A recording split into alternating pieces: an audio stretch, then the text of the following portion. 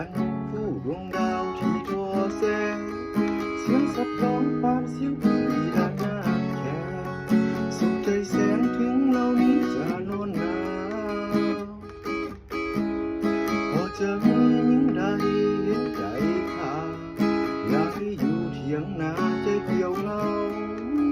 ได้เคยกับเสาเถียงนาจนร้อนหนาวยังเบิ่งบุญและหมู่ดาวเคียงคู่กัน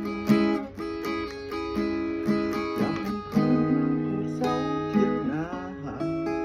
เบิ่งพระจันทร์คู่ดวงดาวที่ทอแสงเสียงสัตว์ร้องปานเสียงผีและหน้าแก่สุขใจแสนถึงเหล่านี้จะนอนหนาวเลยมานั่งร้องเพลงขายเศร้าถึงว่าเหงาแต่ใจเศร้าหมองมีเสียงคือเสียงคุยเป็นทำนองมีเสียงเพลงเป็นเพื่อนเพื่อผ่อนคลายแต่ของเพื่อนใจก็เป็นสุขลืมความทุกข์ยากลำบากที่แบกไว้ทั้งผิดทั้งกันตลอดเพื่อผ่อนคลายความทุกข์ใจและปัญหาที่เราถึงว่าเราจะญาติพี่จนตัวสั่นแต่ว่าใจ